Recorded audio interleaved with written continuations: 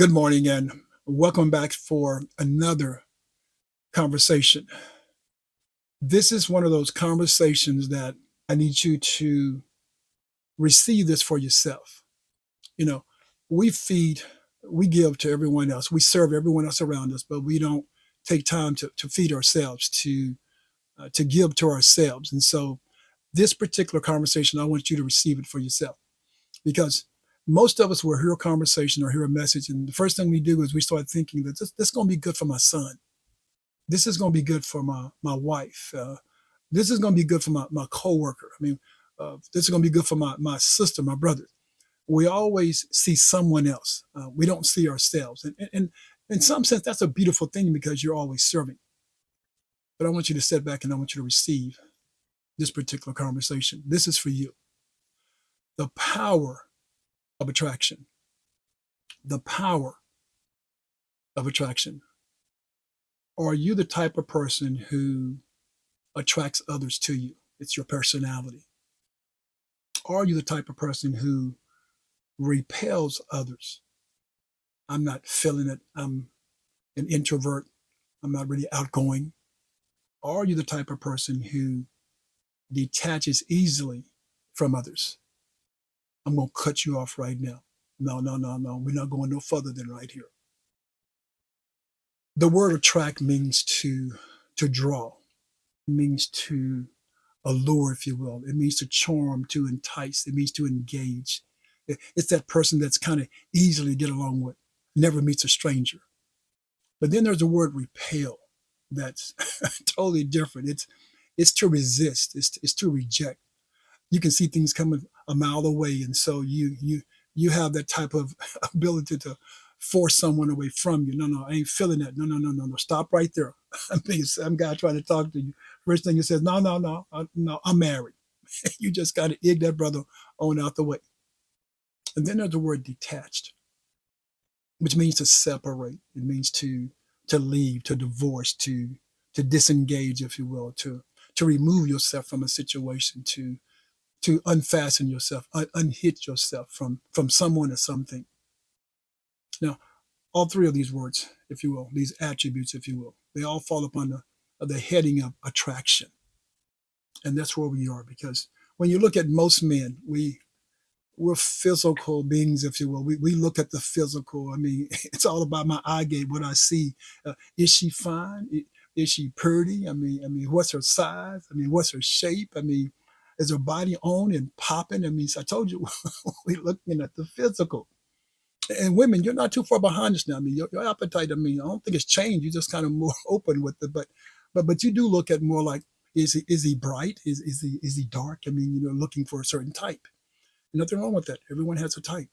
Is he tall? I mean, is he good looking? Does he still have a head full of hair?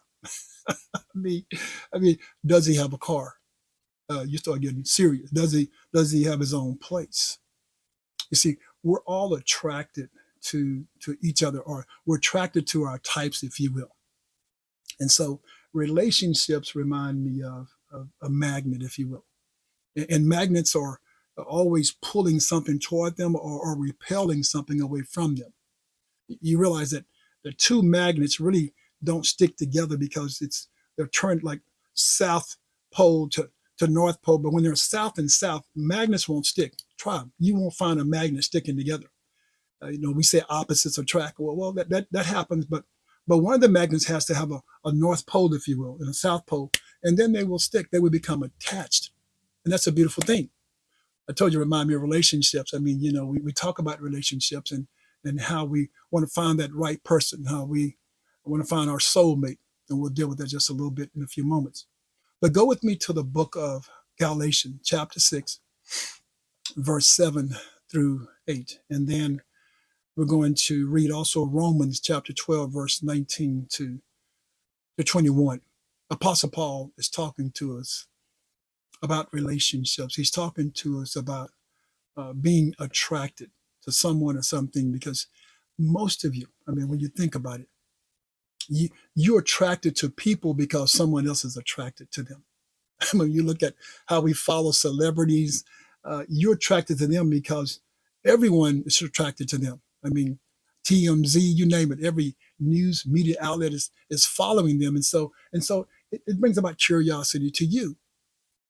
It's a shame when you start being attracted to something because someone else is, and it's not even something that you're really interested in. So what you do with your life is you put your life on hold and you start chasing other people's attractions.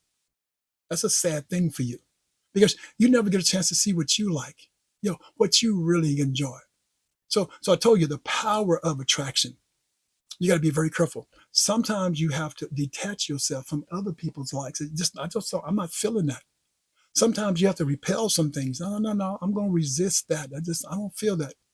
You've been in a conversation with someone and someone says, wow, he's so fine. And you're looking and say, where? I don't see all that. You with your boys and your boys say, man, that girl, boy, that girl turned me upside down. It's like, you got to be kidding me. You see, we all are not attracted to the same type of people, the same type of things. But we can buy in. We can become complicit because, if he likes it, there must be something good about it. It's like, no, he just got it. He just got a like for it. He's got a thirst for it, a hunger for it, but you don't have that type of thirst or hunger for it. That girl not even pretty, but he thinks she's beautiful. And guess what? That's okay because she's beautiful for him and to him. So you got to be careful that you don't buy into everyone else's attractions because God has something special just for you. Just for you. In the book of Galatians, chapter 6, verse 7, it reads like this. Be not deceived. Watch this. Wow. Are you deceiving yourself when it comes to attractions? All because you bought into someone else's likes. Be not deceived. God is not mocked. I know what is that saying? It's saying God ain't no fool. You can't pull one over on God. You might want to deceive yourself, but you can't fool God. The statement we make, you can fool some of the people some of the time. Well, guess what? You can't fool God none of the time. He's not mocked. Don't even try it. Thinking you smarter than God. Isn't that something? So we feel, oh, wait, I know better. No, you don't. All you know is how to make a mistake and pray that God will clean it up for you.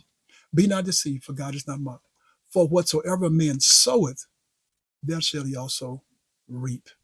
That's where we're headed. For whatsoever man soweth, there shall he also reap. How many men have you sowed into that broke your heart? How many men have you sowed into that just ran over you? How many women have you sowed into? How many people, yes, especially on your job, that you thought you knew that, but you didn't know? And so you put your time, you sowed into something that you weren't even interested in. But you became complicit with people around you. You were following the Joneses. How many times have you poured into something because someone else was pouring into it and you thought you had to have it? And so you sold your time and your energy. I mean, you started throwing your money into it. And you realize that you reaped what you sowed into it. Yeah. You were sowing into someone else's likes and dislikes, someone else's dream, and you weren't sowing into your own. And so you reap from that. What did you reap? Falseness. What did you reap? Fakeness. What did you reap? Uncertainty. You reap delusion. You reap deception. Be not deceived.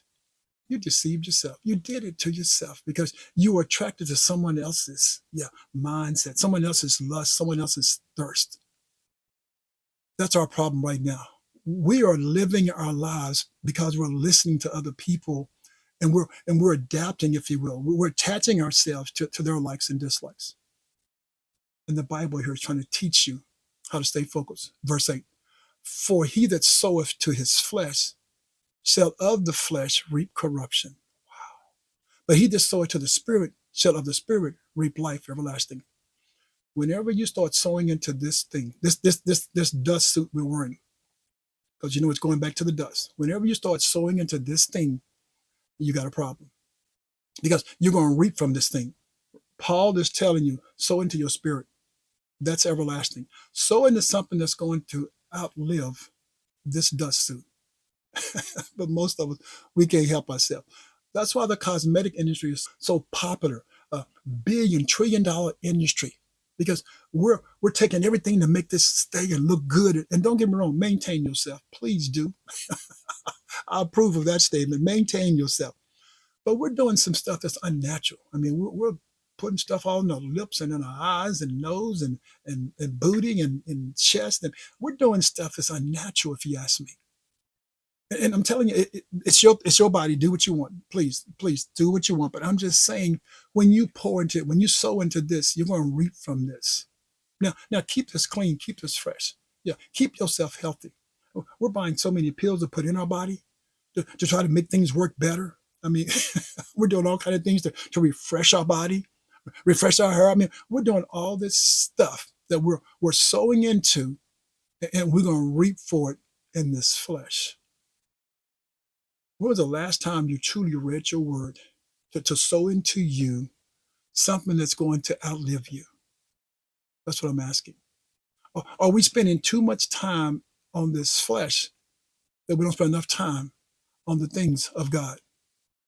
You see, we're buying into what man is selling, and we've sold out to what man is selling, and we put God on the back burner.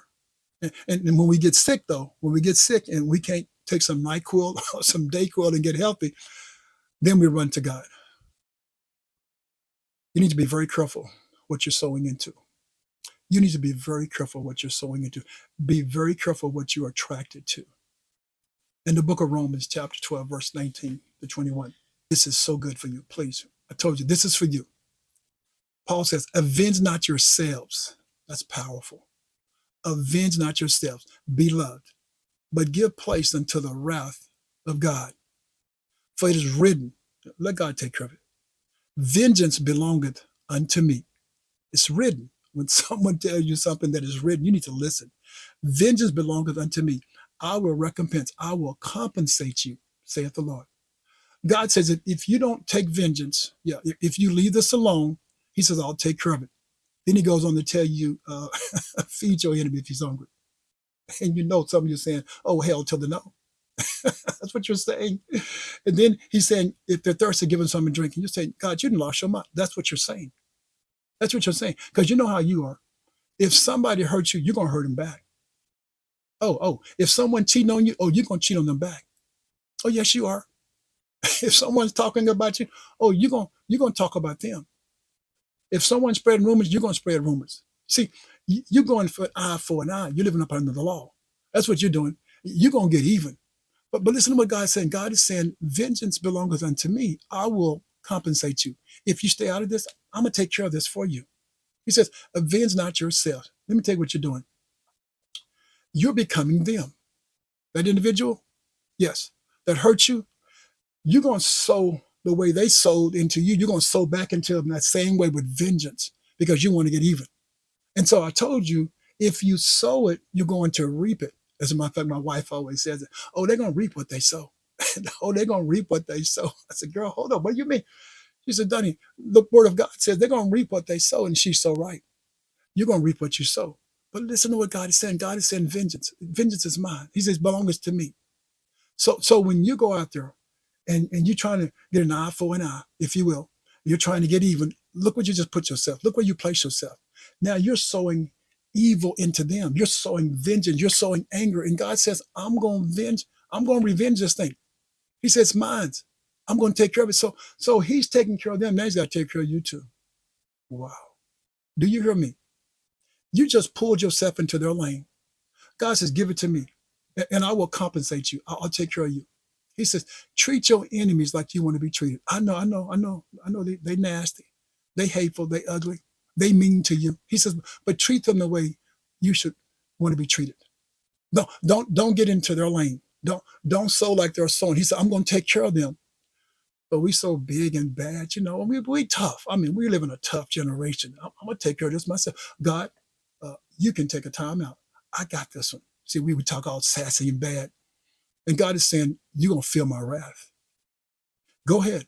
Put yourself over in that sowing lane of taking revenge for yourself. And I'm going to tell you right now, you just put yourself on the same pace, on the same level with them. So what you sow, you're going to reap. Don't come to me, tell me what they did. I told you what not to do. Stop trying to get revenge. Because let me tell you something. Hate is just an emotion. And what it does is it weakens you. And God is saying, I don't want you weak. I don't want you in that lane. So the best thing you can do is detach yourself from them. Yeah. Repel from all the things they've done and detach yourself from them. He said, Donnie, what's going on here? Well, when you look at it, we talk about the power of attraction.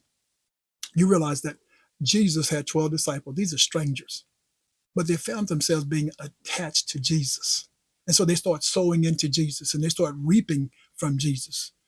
All the things that Jesus had inside of them, the disciples had inside of them power to heal, to deliver. And that's what you want inside of you. I mean, Jesus had haters also. Let's just deal with it. He had the Pharisees, the Sadducees. Let's be real, probably just ordinary people. The devil hated him. The devil and his angels hated him. What did Jesus do? Jesus kept being Jesus. Jesus kept sowing into everyone, anyone who would listen, even them. And that's what you should be doing. You see, you should be sowing so that you can reap the way you want to reap. Jesus sat down and he fed 5,000, 4,000 on one occasion, and they all benefited because he was sowing into them. He had that what I call magnetic manifestation of saving souls. You can't save a soul being angry at a soul. You can't save someone if you want revenge on that individual. You're saying, well, Donnie, how did you come up with this? Well, I mean, this power of attraction. I mean, what are you trying to say? I had a dream the other night, and in my dream, I felt myself asking God to heal my body. Heal me, Lord. Heal me. And in this dream, I heard God make this statement. He says, why? Wow. And that caught me off guard. Why should I heal your body? And I knew God didn't want that crazy response that I could give, that you give, that response we put on the, on the banner, and we got to pull it down when we need to just to talk to God. God didn't want that. I could tell. This is one of those where God wanted something specific. He wanted to know exactly why should he heal me. And I think this is where you are too. God is saying, why should I sow into you? When I've been seeing what you've been sowing to others and what you're reaping. God says, if you want me to sow into you, he says, why? I paused for a long time. And this is how I responded. I said, God, I will be a magnet for you. Yes. I will be a magnet for you, and I will draw others to you. That was my response. And then I had to take it back a little bit. And I said, God, even if you don't heal me from this day forward, I want to be a magnet for you. And I want to draw others to you. I want to sow into myself enough that I can reap on behalf of God. Do you understand what I'm saying? That's where we all should be. That's the dream I had.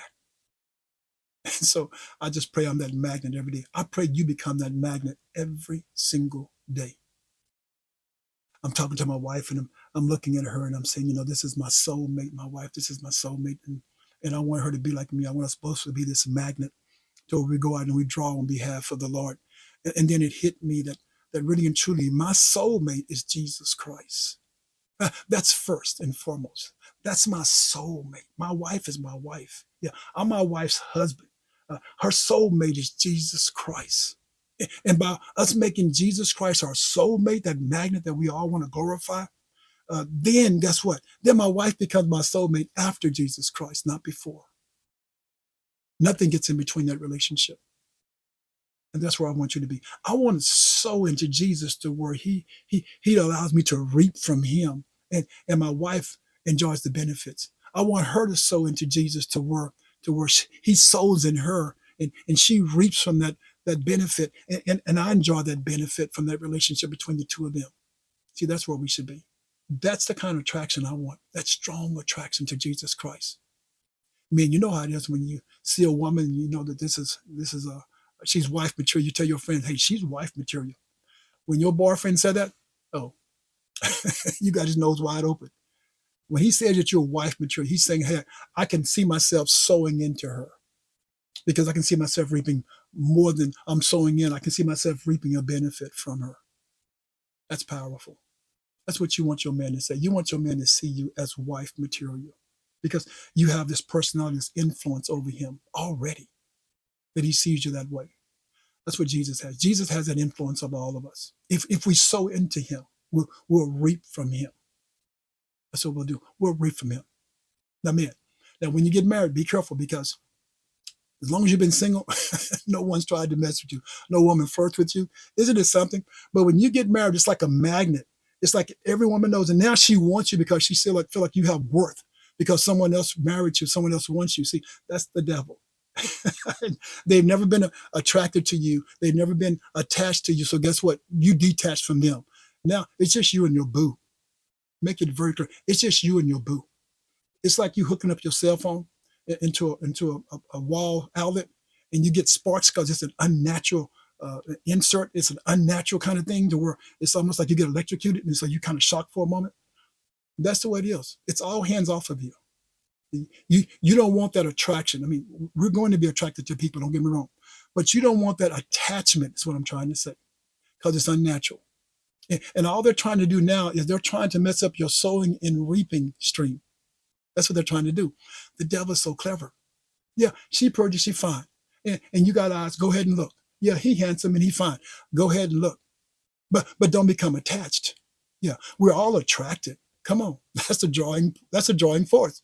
I want some pretty girl to be attracted to me so I can draw her to Christ. I want some handsome guy to be attracted to my wife so she can draw him. Everyone needs to be saved. But how do you use that? Are you sowing so that you can reap for your flesh, or are you sowing so that you can reap for the kingdom? There we go. Don't blow a fuse. Come on. It's just flesh. If you sow into cigarettes, more than likely you're going to have some type of lung disease. If you sow into alcohol, more than likely you're going to have some type of liver or kidney disease. If you sow into fast food all the time, eating bad, more than likely you're going to have diabetes or high blood pressure. See, it's sowing and reaping. The attraction of what we give ourselves to. Jesus said he's leaving to prepare a place for us so that he can draw us. As saints, we should be here on this earth working to prepare a place, yeah, for others, so that they can also be a part of the place that Jesus is preparing. That's our goal. I want to be that magnet. I pray that you want to be that magnet too. When your children start closing their doors at your house, they have what I call a detachment behavior. You want to stop that. Well, Daddy, I just want my door closed because no. We're not detaching here, because there's too much in the spiritual realm that I need to sow into you. But if you close that door, you're back there in your fleshly realm. And I don't know what you're doing. I don't know what you're into. I have a good idea because I was young once. So let's not get it twisted. You don't want people putting up boundaries in your house but you. The Lord told us that he will never cover the earth with water ever again. He'll never kill all men with water again. He just won't do it.